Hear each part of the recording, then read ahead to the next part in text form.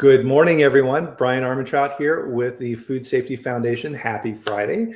Glad everyone's able to join us. Of course, we're here with the Food Safety Chat. We do this every Friday at 8 a.m. Mountain, 10 a.m. Eastern. And if you happen to be on the other side of the world, and I don't know, I say Germany, maybe, perhaps. What time is it there? It's 4 o'clock in the afternoon, really. In the afternoon. And of course, I'm joined with Stephanie Weinand with Recall InfoLink. I'm very happy to have you, Stephanie. Good to see you. Thank you very much. And thanks for inviting me. Hi, everyone. Happy to be here. Yes, absolutely. So everybody, please, as we talk about, Stephanie's close to Munich, Germany. I'm in Loveland, Colorado, kind of north of the Denver metro area. Please go in the comments here and let us know where you're from. I'm always really surprised, Stephanie, when we do this at the beginning of these chats. I mean, we have people from India and Turkey and Nigeria, all over the world, all these people working on food safety and curious about this. So please let us know where you're at. The fun thing with this live stream, and of course, we're live right now on LinkedIn, YouTube, Twitter, and which one am I forgetting? LinkedIn, YouTube, Facebook, all those guys. There we go. All four of them are live simultaneously. And what's really cool about this and why I enjoy this so much is this is not a presentation. This is a discussion. And the more interaction we get with you guys out there watching this, the better it is. So we're here to answer your questions about today's topic, which is, oh boy, this is one that's something that everybody wants to avoid, right? Crisis, recalls, all these type of things, right, Stephanie? Yeah, that's the most favorite topic to talk about for lots and lots of people. And whenever I try to start a conversation about that, it's mostly kind of very smoothly transitions to the weather or something. So yeah, I know the situation. Absolutely. So welcome, Florentina from Illinois. And Austin, cool. We have another Coloradan here. So happy to have you here. So yes, we haven't talked about the weather yet. I always talk about the weather. So it's been very hot here in Colorado, and the weather has turned very nice today. We're supposed to get a little bit of rain. So 70 degrees, 21 C or so today. So it's going to be very nice. Hopefully I can get out for a walk here this afternoon or something like that. How's the weather out there, Stephanie? Well, it's finally starting to cool down. It's been really hot the last week, all the time above 30 Celsius. Today, it's finally cooling down to 63 Fahrenheit. So really happy about that. It's a little bit of a relief. Definitely. Newman, welcome. Nice to have you here. Appreciate it. So of course, with the tradition, everybody who is watching, one of the things that we like to do to start the chat is get everybody together and join us as we all reach across the internet here for our sip of our morning or afternoon beverage. Very good. No matter what time, it's still good. It's always the best having a good sip of coffee. My mother was, a huge coffee fan, and she could drink it. She would drink coffee all day long, and right before bed, she would be drinking coffee. And I'm like, and never impacted her. It was very interesting. Yeah. If it's an espresso, an Italian one, that's doable. Regular coffee, not so much for me. But espresso definitely. Is just great. Yeah. One of the coffees I don't get the chance to try very often because they just really don't have it here is Turkish coffee. Oh boy, now that's that's a strong one. That's a high octane coffee right there. Yeah. So let's dive into our topic around recalls. And really, I mean, so I worked in industry for over 20 years and ran quality assurance at some pretty big companies. And of course, I had issues, and there were some lessons learned from that, Stephanie. I definitely want to go through that. But let's kind of start off with, I think, an area that people really get confused about. I'll be curious to see what people have to say about this too, is if I do a traceability exercise, is that good enough? Well, no, Brian, of course, that's not good enough. I mean, that's a nice start. And it's if you're having a CRM system or an ERP system and you know where to get your data from, that's often where companies would just stop. They say, well, yeah, we got the data. We know where our affected items, which ones are affected and where they have been sent to. But that's, I mean, consider it a recall. That is really where the action starts. You need to take that data and you have to work with it. You have to communicate. And so that is just something that you would do up front before you start a recall. But then when there is a recall, yeah, that's a completely different story. And that's what needs to be practiced so badly, because that's when the nervousness and the crisis starts hitting people. And that's what we, just try to avoid. Oh, absolutely. Yeah. I mean, if you're following a GFSI standard and you're looking in there where you need to do traceability, and you read through the crisis management section, and you say, oh, that's just referring to business continuity and things like that, you're really missing the point. Okay, fine. We get that you made 1,000 cases and you know where it went. You can track where the spices went in your product, and you can go back to the lots. That's 5% of what you need to be worried about in a crisis situation. Yeah, exactly. And it almost needs to become like a memory muscle of the different things that you need to do and you need to check off. And it's one of those things too, Stephanie, that organizations don't necessarily like to practice it because it's practicing for failure is, I think, what a lot of executives view that. It's like, oh, no, we'll avoid that situation. And the phrasing that I've always heard in my career, and for me, this is what always kind of perked my ears up when I would hear this, would be, oh, we've never had a problem here before, which, we don't do recalls. Yeah, oh no, we're fine. We've been in business for 20 years and we've never had a recall, and everything is perfect and fine and we're so great. But that is exactly the situation where the crisis kind of sets in, because of course not every, so like, I think it makes sense to differentiate recall participants into frequent and infrequent users. I mean, you have like retailers, which frequently have to do a recall several times a week. Of course, they know what to do and how to do it. But then you have the infrequent users like manufacturers, suppliers. They don't know what to do. And when they have to do a live or an actual recall, of course, they are insecure. And of course, they are nervous. And what do we do when we're nervous? We're making mistakes, Bryan. I mean, we all discover that or experience that on ourselves. And so it is so very important to keep training, do mock recall, well, probably best twice a year, so that you know exactly what to do and are not in crisis mode. But it's more like a normal business process, really, that when you have to do a live recall, you know where to get your data, you know how to communicate. And then on the other side, the frequent user can rely on the data received. And it's just, a completely different scenario. And that's what we're all looking for. Oh, absolutely. And Renee, good morning from Nashville, beautiful city. Brandon, another person from Illinois, is joining us. Glad to have you here. So, I mean, you hit on so many different points there. So part of this is at the senior level in the company. So the CEO, the senior vice presidents, these type of people, the board of directors even, view these type of activities as not their concern, right? This is something that the operations guys need to worry about. And this is all about getting product back, and they can take care of it. And that's a huge mistake.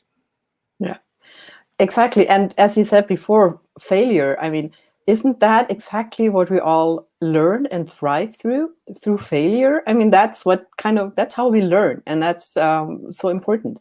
Exactly. And so kind of like what we were talking about before we got on the call here, and that's a perfect setup, thank you, is that quote from Mark Twain, which is, good decisions come from experience, while experience comes from making bad decisions. And that is 100% true. Yeah, it is. Yeah, I've been through several, well, not several, I've been through 2 major class 1 recalls in my career. And that's probably, so this gray hair you see here, that's probably a big contributor to why I have that. It's an exceptionally stressful situation when these things happen. And you need to your point, Stephanie, right? And guys, we're going to keep pounding on this point time and time again through this conversation. You have to prepare in advance. I mean, you wouldn't, if you were a basketball player or a golfer, right? You're just not going to go show up at the tournament and expect to do well, right? You have to practice. You have to decide the shots you're going to take. You have to decide your strategy, all of these type of things. And one of the key lessons, Stephanie, I learned from then going back and looking at these situations was that the people who are involved that you didn't think about are the most dangerous to your situation. So what do I mean about that?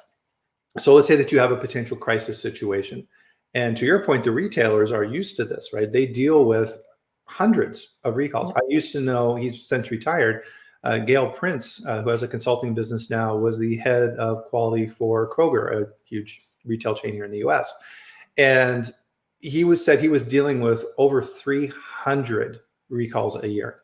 Right? He doesn't have time to hear your story of what happened. He's just going to hit a button and remove your product from the shelves. And he doesn't want to be bothered more than once, right? You need to make those decisions. And in addition to that, the people who are actually doing the work on the retail side are, in some cases, kids, right? Who are working at the grocery store and stocking the shelves. The store manager gets the notification from corporate to remove the product. They aren't going to know that this lot number is okay and this one's not. And they're going to go, right, and take everything off the shelf, right? So you need to be prepared for that. And how do you then replenish that inventory? But to my point on the story was that what I found out, and this was a big mistake that I made, and in the retrospective, we corrected this, was the sales team. So you had the recall group working in the operations people, and they're doing these activities like we're talking about, Stephanie, and the salespeople didn't know what was going on. Yeah. And salespeople communicate and share information for a living. That's what they do. So the retailers would call their contact, right? So you talk to who you're comfortable with. If I was to talk with the head of Kroger or whatever, and they didn't know me, they wouldn't trust me. They trust the salesperson. They build these relationships over decades. So the retailer, the buyer, or whoever calls the salesperson and says, hey, are you guys having a recall? And the salesperson isn't going to say, oh, I don't know, nobody tells me anything, right? That's against the nature of salespeople. They're going to say, well, yeah, I heard something was going on. And then the retailer is going to say, well, what is it? And if they don't know, they're going to make something up. Yeah. They don't want to look dumb. They don't want to look dumb. And so what happened in this scenario, so I was the recall coordinator, managing, talking with FDA and the communications people and going along. And then all of a sudden we started getting communication back from the retailers saying, well, what you're telling me doesn't match with what your salespeople are telling. What's your story? You guys are not being honest, right? Yeah. So it's like, oh, right. Yeah. And so now we had to stop what we were doing, get with the sales team and say, hey guys, what are you doing? Stop. Here's what is going on. Here's the information. Here's the detail. And to your point, Stephanie, we didn't think about that and we didn't prepare, and trying to do that on the fly and trying to complete that activity while we were doing everything else. Not working. We didn't do very well. Right? Yeah. Huge lesson right there. Yeah. But you mentioned two very important topics, Bryan. One is trust. I mean, of course, consumers need to trust the retailers. That is the most important thing and the biggest trust that we try to achieve. However, retailers also need to trust their suppliers. And so, that is very important to not destroy that trust, because it's very hard to rebuild, but you want to kind of make it even stronger. And that leads me to the second point, Bryan, that is calling and talking to people directly. That's a good approach. However, if you were able to have a system, a standardized system, where you know exactly how to enter data, and then that system does the communication for you, that is even better, because then the retailer knows 100% that he can rely on the information received. It's accurate, it's complete. It's just something that they can kind of receive and then just forward to their stores. And so that is having a standardized system and using digitalization for your company. That, in my opinion, is the best thing to do. Way better than, when you talk to someone on the phone, often you mishear someone, it's noisy, or there's a typo, you write down wrong stuff, or so many things can happen. Like when I talk to companies, and it was a really big company, and they told me, hey, well, when we have a recall, I'll just use our call center, and I give them the information and they start calling people. I don't know if that's the best way to do it. I would say probably not. And so, I strongly recommend using technology that's already out there for your benefits and to support you, and make sure to protect the consumer, because that's in the end all we want to do, and we are all consumers, aren't we? Yeah, absolutely. And no, that's a good point, because the more you rely on the human element of things, the more things can go wrong, because every time you move that message down, go this way, right? Every time it's like this child's play. Do you have that in the US too, where you kind of whisper in someone's ear, and then you have like a lineup, and the end result is always completely different from what the first person has started whispering in the next person's ear? So yeah, that's exactly how it goes. Yeah, absolutely. We used to call that, so in the US, we call it the telephone game. Oh, okay. Exactly. Yeah. So by the time the message gets to the end, it's completely different. Completely different. So that's a good lesson on that side. And really, I think one of the main lessons I learned, and after I learned this lesson, it became really, really clear. Good morning, Pedro. Nice to see you here. Good comment here from Newman. Thank you. So the best quality control system is very important. Point to build the trust from the buyer. Absolutely. And Brandon says here too, you need to be prepared. Any company who performs mock recall annually is hosted by food safety and regulatory. Yeah, that's a good point too. You need to involve more people. It's testing the system and involving all these different people. But the main thing that I learned from this process, and after I learned this, I went back through and I revised all my documentation and all my systems and use that going forward, is the first step. And this is the critical piece, Stephanie, that people often gloss over because they're in panic mode, is the decision-making process. Because what will happen, and this happened to me personally, right? This is real life things. The recall notice or the information from the state or from FDA or whatever regulatory body is involved always comes at the wrong time. So for me, I had a potential recall. It was December 23rd. It was a Friday. I was in the office. Almost everyone had already gone home for Christmas. It was me and a few other people. I got an email from a state that said, oh, we pulled some of your product from a shelf and tested it, and we found a pathogen. And it was the nightmare. End of the day. Everybody was gone. Right? I was just like, oh my God, what, panic. And what you need to do in those situations is be able then to bring your crisis management team together and talk about it and take a deep breath and be like, okay, well, we've received this notice for this product made in this plant on this line, and they're saying this is the information we're receiving. And we need to start evaluating our data to see if this is true. It may not be true. So in this particular instance, this was very interesting, this was for Listeria. And the product was a hot fill product. It was filled at over 175 degrees and held there for quite a while. Listeria doesn't like that. And we looked at this data as a team and said, this is very strange. And we went back to the state. It was a state. It wasn't FDA who was looking at this data. And we said, are you sure? This really doesn't make a whole lot of sense. We have no reports of illness. We've never had any reports of illness with these type of products. Within the marketplace, this isn't an issue. Let's talk about this. And so then we began a dialogue with the state. And it was very interesting because we were then able to look at this rationally and from a data standpoint, right? The outcome of this was we were right in this particular instance. We didn't have an issue. And the state then realized that they had made a mistake, right? It's a rare thing, but they did. And we were able to correct that. And it was only because we were able as a team to sit back and evaluate this, right? That's a super critical point.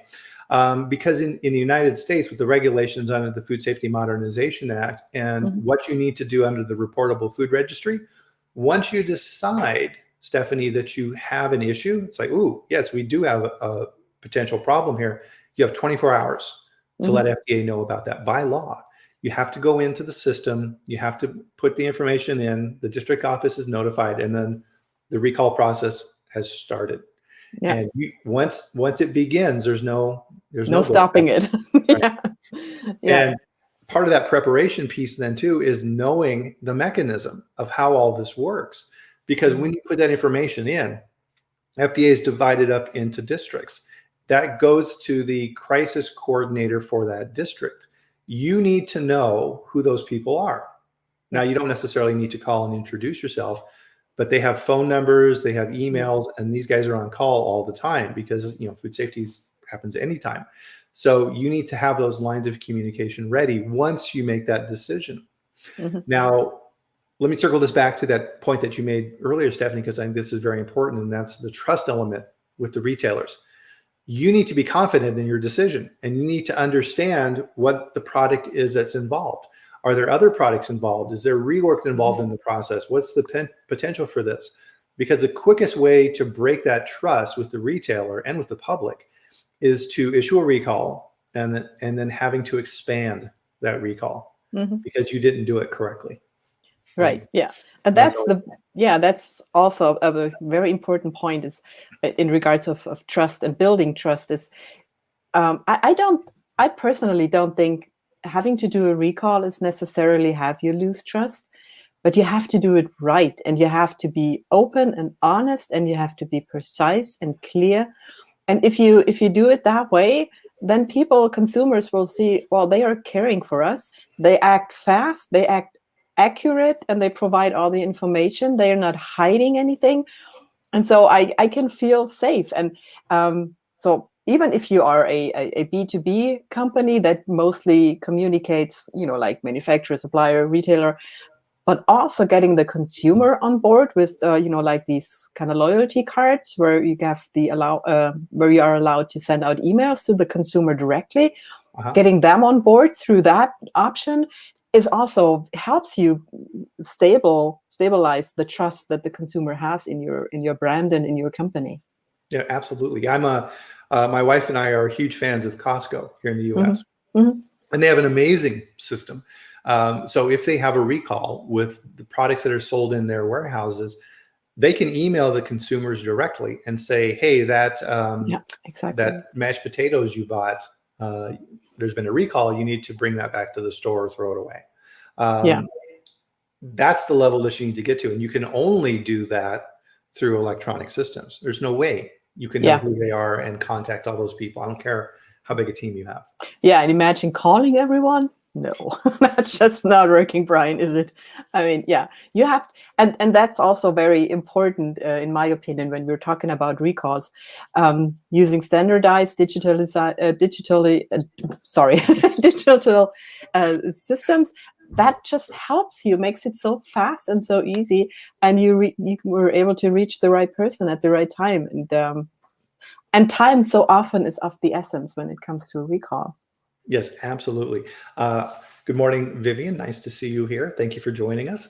One of and everybody kind of pay attention to this because this was the most enlightening thing I did in my career. And it was a ton of work to do, but man, it was an amazing thing to do, Stephanie.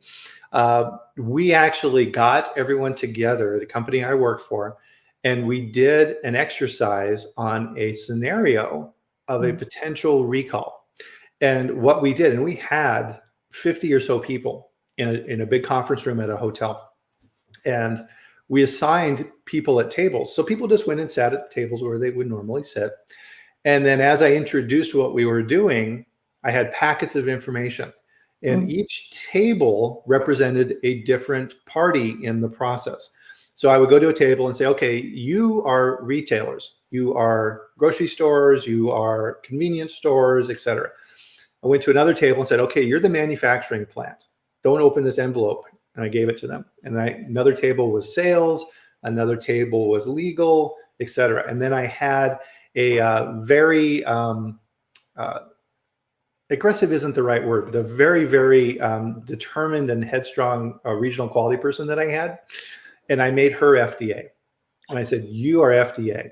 Your job is to investigate what's going on here. And so as the MC of the process, and I'll get a little more into this as well, because this was fun, I brought in a consultant who was a media expert. And he acted as the media.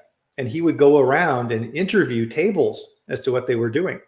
And so I'm like, okay, go. And the plant would open their envelope and get the details. And then the recall coordinator had his information of, a potential illness has been reported with this product, et cetera, then he would begin his investigation. And we had all the different groups represented. And it was fascinating because what happened then is, as we talked about earlier, Stephanie, the sales table reacted like the salespeople would react, right? They started talking with the retailers. And I'm like, okay, everybody stop. Do you see what's happening here? Yeah. You see the retailers and the salespeople talking directly. The recall coordinator over here, this guy, has no idea that's going on, right? Yeah. What type of problems is that going to cause, right? Yeah. And then the media expert would go and interview people, just break up that process. And he would say, okay, I'm at the plant. I need to talk to the plant manager. And be like, okay, and then they would talk with the plant manager. And this guy was brutal, merciless. And he would say, okay, I hear your plan is just absolutely horrible. Do you have a comment? Oh, right. And be like, okay, guys, do you understand why media training and how to communicate is so important, right? We need to be able to show our message in these talking points. And that scenario, we did that scenario for the better part of a day, of the entire afternoon. And the eyes at the end of it, because we included, to your point, stakeholders beyond just the quality group and doing traceability exercises. These were all these different teams. And they all walked away with a great understanding of, okay, we get it now. Yeah, once you're aware of the whole process and you know which role every part of a company, or not of a company, every part of along the supply chain really plays, you so much better understand your own role and how you're supposed to be acting and what you're supposed to be communicating. And also, to your point, media, very important, Bryan. Media, I mean, you have to give the same answers throughout this recall process, really. And don't forget social media. So many companies forget about social media, and that is so important. I mean, having a recall and write some random person, have them write some really bad stuff about your company before you have even announced that there is a recall, you could never rebuild that trust, and the damage is huge. So you really want to make sure that your marketing department or media contact, or whoever is responsible within your company, knows how to talk to the media, knows how to post on social media, and that is so very important. And another point, which really comes out of this training that you just talked about. So we have clients, when they do mock recalls, some of them only send the mock recall internally to their quality team, just to train them, just to make them feel safe and confident in what they're doing. But then others include part or all of their customers in that mock recall training. And so the result of that is, first of all, they are getting a training also, and they know how to respond, because of course you want to report back the amount of products that you've either sold or destroyed, or just for reimbursement and insurance claims. But also the trust to their manufacturers is a lot stronger, because they see, well, hey, these guys, they do trainings, they prepare themselves, and so I know I can rely on the data that I will receive from them, and that's saves a lot of time and money in the end. Yeah, that's a very good point, Stephanie. Now, from a manufacturing side, I know in the past I've proposed that as well, but often there's a lot of resistance to that, because they will say, oh, well, what happens if the retailer thinks it's a real recall, and then we end up with a recall and we damage our brand, so we shouldn't do that. How do you respond to that? Well, I, of course, can only give you an answer from our company's experience. So we have, of course, a recall system. That's why we're Recall InfoLink. And our system automatically, when you choose mock recall, it automatically puts the word mock recall in front of the name. You have to give each recall that you're training a name. For example, you would say Bryan's recalling chocolate chip cookies, and then the system would add automatically mock recall. Bryan is recalling chocolate chip cookies. So whoever receives the information knows exactly this is a mock recall. And it's, there are several parts of the, like in the reports. So it constantly tells you this is a mock recall. And so everyone knows exactly that this is not a live thing happening. Oh, that's good. That's a great way to do it, right? It's building redundancy and building that into the system so you don't have to rely on people to do that all the time, because all you Yeah, need is one person to forget to do that, and then you got exactly. a big Yeah, problem. That's a good point. I mean, so exactly. definitely, and this is where we need to, as an industry, move away from the manual way of doing things, right? We need to figure out more efficient, automated ways of doing things. And for me, I mean, things that are coming down the pipe, Stephanie. So enhanced traceability. I did a webinar on this recently, and Hmm. a big chunk of this is you now have to move outside of your company's bubble, because what FDA is saying is when we have a recall and we start at the retail, right? Because FDA has to go backwards through the process. Hmm.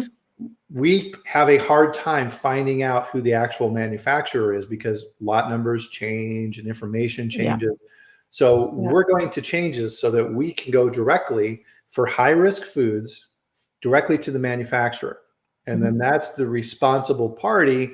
And we expect them now to have that information. So Yeah. the key lesson I figured out from that then is that, okay, what essentially FDA is saying is, if you're the responsible party, you are now responsible for how that supply chain communicates, and reaching out and having meetings beyond your company with retailers and distributors and brokers and warehouse people, so that you have a standardized lot that Hmm. follows the product all the way through.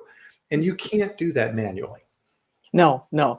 I mean, you could maybe if there is one product, but let's be honest. I mean, how often is there a recall with only one product? I mean, No. just look back at the romaine lettuce. It was not just the lettuce itself. I mean, of course, it has been processed in salads, in sandwiches. It's been everywhere. So it's, starting out manually in that case, Bryan, impossible. Yeah. Impossible. I and the other key lesson I've learned from my recalls, right, real world experiences, is that the activities afterwards, as we call them in the US, the post-mortem activities, are really, really important. Yeah. And companies, after a recall, right, extremely stressful situation. Hopefully, no one is sick or worse, right? If it's that, even higher levels of stress. Yeah. But the entire organization is fighting for its life and Hmm. Yeah. trying to protect the public and doing the right thing and pulling back all these things happening. And once it's over, the organization tends to go, "Whew, okay, whew, glad that's over. Let's get back to normal business." Hmm. And it's very important at that point in time. And the recall coordinator is the central figure in this, to pull all the groups together and say, okay, we need to evaluate how this went. What Hmm. did we do well? What did we do terribly? And how can we improve the system so that, number one, we prevent this from happening in the future, but if it does, we do it well. And Yeah. that's where as I referenced earlier, the lessons I learned, like, oh my goodness, we didn't involve the salespeople. How crazy, right? Hmm. Future Hmm. procedures need to do that. That's the only way you learn.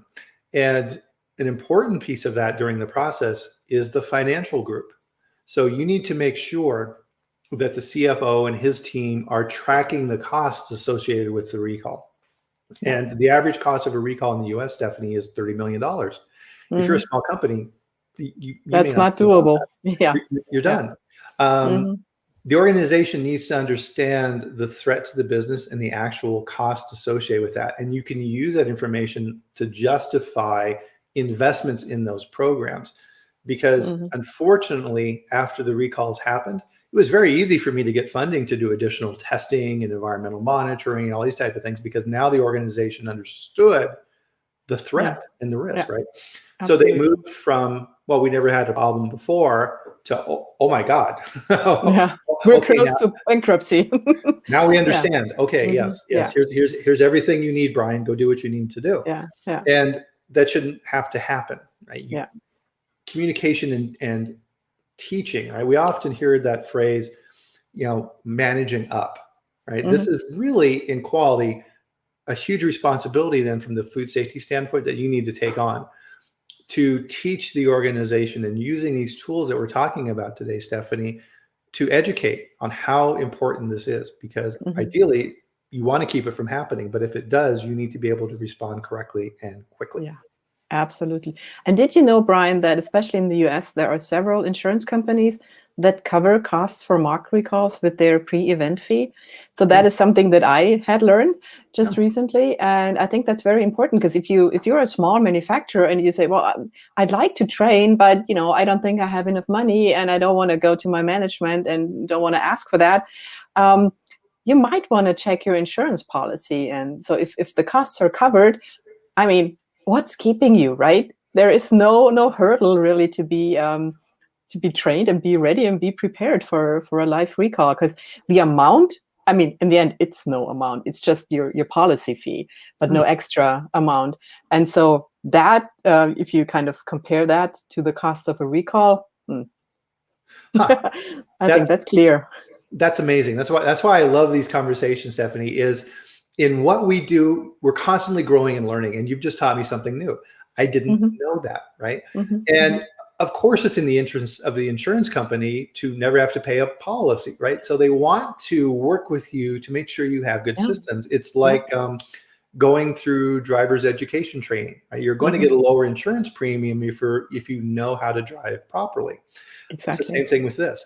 The other side of that too is that if you have bad systems and you don't train and you don't understand and you have a bad recall, that insurance company probably has clauses in their wording of their contract with you that say, if you didn't do a good job and if you're incompetent, we're not going to pay. Yeah. And so, knowing that a lot of insurance companies cover that might be a good new idea. Yeah, absolutely. Yeah. And you have to train. You have to train. So we have a user here. There's no name. So yes, it should be a mock and include how we manage information. It should not just be QC. Also, the most crazy thing is when you do rework, you need to do a very good traceability. Oh yes, absolutely. I worked in dairy as well. So thank you. Rework, and a lot of times when you see recalls expanded, it's because of that. And in the cheese industry, so if you're making mozzarella cheese, for example, you have lots of leftover cheese at the end of the production run in the equipment. So the cooker stretcher, there's a couple 100 pounds of cheese in there. And of course, the plant manager is like, well, I need to be efficient with my money. I'm not going to waste that cheese. I'm not going to throw that away. I'm going to reuse that the next day after we clean. Well, now you've just jumped over the sanitation wall, and essentially you have one continuous production run. And that's how FDA will see it.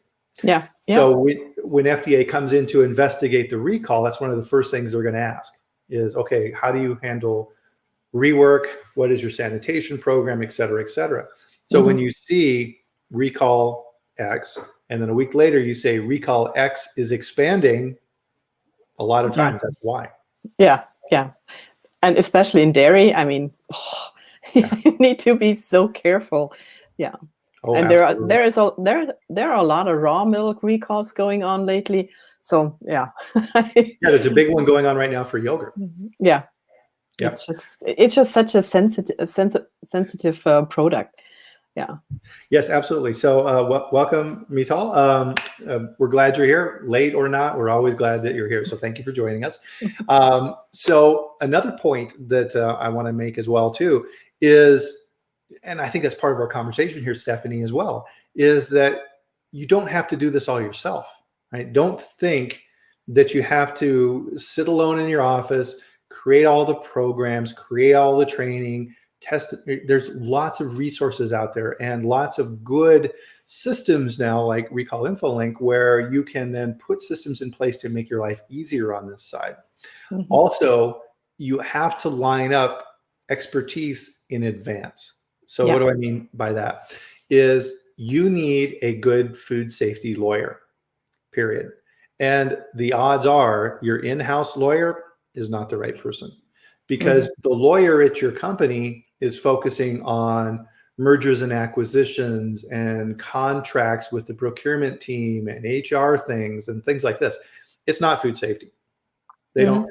Lawyers are just like us, right? They have specialties in different they're areas. experts, right? Exactly. Exactly. And so I have a lawyer, a friend of mine who works for a large law firm in the DC area, who's amazing.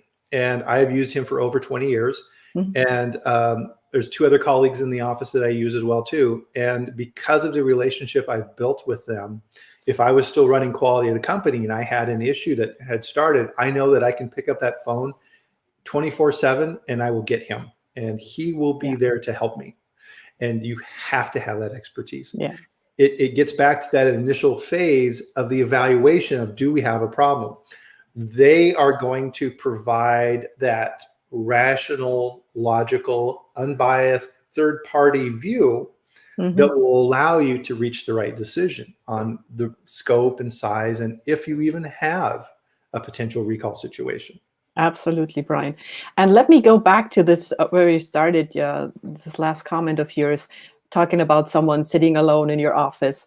Given the current situation with a lot of remote work going on, it is also something that it's important that you have a system, use digitalization, and have the opportunity to manage your recalls or do your recalls, do mock recalls from your phone, from your laptop, from your computer, or your iPad even. I mean, wherever you are, as long as you have Wi-Fi connectivity, it's so important. And also, I mean, store managers, they don't sit at their table all the time. I mean, they wander around and they just check here and there. Yeah. And if they can manage a recall from their phone, I mean, what better thing is there for them to do? And so again, another point for digitalization. Please. No, that was the point for the point. Oh, okay. Yeah. Well, you got me thinking there. That's a very good point. The business model in a lot of ways has changed, right? So we were all in a corporate office. We had all the employees at the plant. Well, that's not necessarily the case now. That's an even better reason that you need to go back and test your system, because now the marketing team is working out of their homes and the IT guys are all over the place. And how do you get a hold of these people? Yeah. Can you? And don't forget the online orders, the direct orders, like for retailers, or, you order your food at, no, I cannot say names, I guess. So from your online providers. So you want to make sure if there's a recall that you can reach these people directly, because, they've bought the food that's been contaminated, and you want to make sure they throw it away.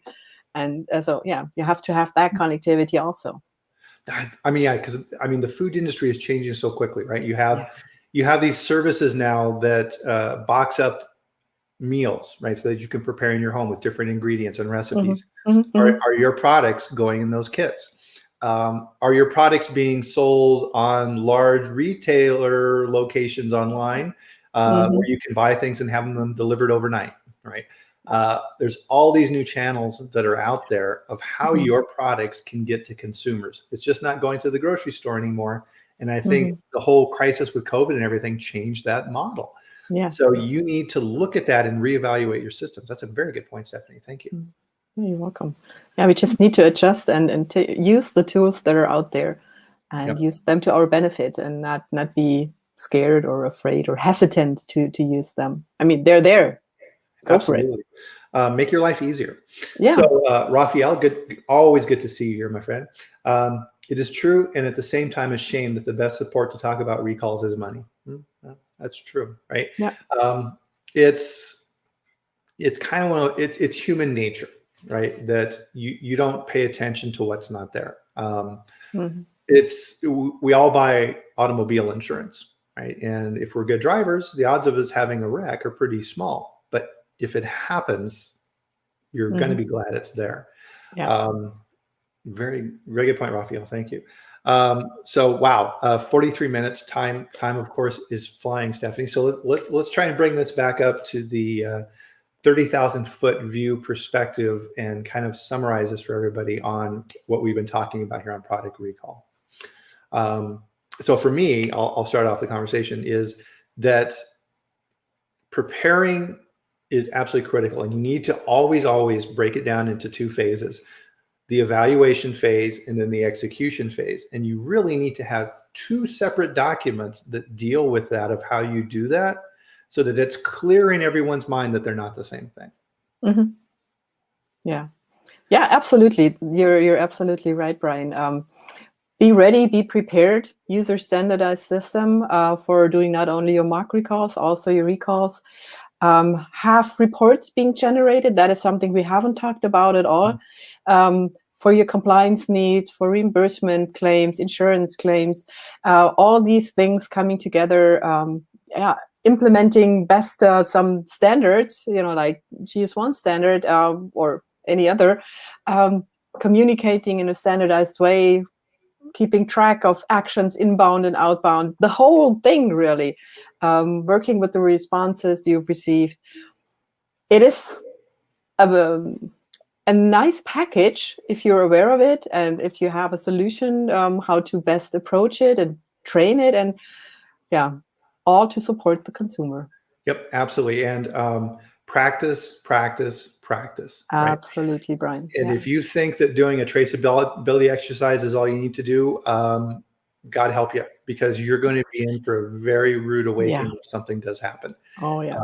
And don't forget, you need to train people at the plant, and you also need to train people at corporate, and it's everybody who's potentially involved with this. I saw a recent video. There was a very interesting recall in the US here that I've been watching with a water company. And they were selling alkalized water. So they were taking water and raising the pH, adding something to it. It still hasn't come up. But evidently they had a manufacturing problem, and an employee added too much to a particular batch. And this resulted in a death, liver issue. And 5 or 6 children who became critically or almost had to have liver transplants as well, but were able to recover. And a local media outlet in the city actually interviewed the employee who did this. And he's like, I don't know what I just assumed this was okay. And my boss told me to add more stuff, so I added more stuff. I don't know. Wow. Right. Yeah. But that's a situation where you just kind of go, well, who's to blame? I mean, they're all to blame. You can't just blame the person adding too much stuff. I mean, you never know what level of education that specific person has. And so, it's everyone involved in this whole situation is to be blamed, in my opinion. Yep. And so Raphael has a good comment here again as well. So the recall chain of command needs to be defined. The mock recall in the crisis cell with predefined who's doing what and who communicates with you. Absolutely. Yeah. And we'll close on that note, because I think it's, do you have a mock recall program? Brandon is saying here, yes. Do you have a mock recalls? Yes. Was a mock recall effective? Yes. Right. You need to check those things off. Right. But during a recall situation, and this is a conversation I would have with the CEO as head of quality and part of this process, is I would sit down with him and say, during a recall situation, business as usual stops. There is no business as usual. No. Everything is focused on this. And the recall coordinator is the person who is essential to this process. That's me. And so essentially I would tell the CEO in diplomatic ways, I run the company at that point in time. Right? Because you can't have two bosses. Yeah, and if there's business as usual, there might not be any business at all afterwards. That's a perfect point to close our conversation on. So hopefully everybody, as you're going through this, we've been able to give you some good tips and tricks on the tactics of how to do these type of activities, but also the strategic level, right? You really need to think about this at that 30,000 foot level and step back and look at your entire organization, right? This is not the process of writing a few documents and passing an audit. No, this is how you need to run your business, and this is how you protect your business if something, God help us all, if something doesn't go the way it should. So look at this really, really closely. Realize that you're not alone, and there's lots of people out there who can help you with this and who have learned from painful experience the best way to do things. So thank you, everybody, for joining us for our conversation today. This is really enjoyable. Thank you, Stephanie. Great insights. Thank you, Brian. Thanks for having me. Oh, you bet. And of course, guys, we're back here next Friday. Look at my page, the Food Safety Foundation. Renee, my assistant, puts events on there so that it's a little easier to keep track of this, and you know that when things are going live. So please reach out, go to the Food Safety Foundation page. You can find that through my page. and sign up. And then that way you'll know on a weekly basis when this happens. So of course it's every Friday at 8 a.m. Mountain, 10 a.m. Eastern, or a lot later in the day if you're in Europe. But we're always happy for everyone to join, and we appreciate it. And thank you, Stephanie, for coming. I really appreciate it. It's been my pleasure. Thank you very much, Bryan. You're welcome. Everybody, hopefully you've learned some things from this. I know I have. Enjoy your weekend, and we'll see you back here next week. Bye. Bye, everyone.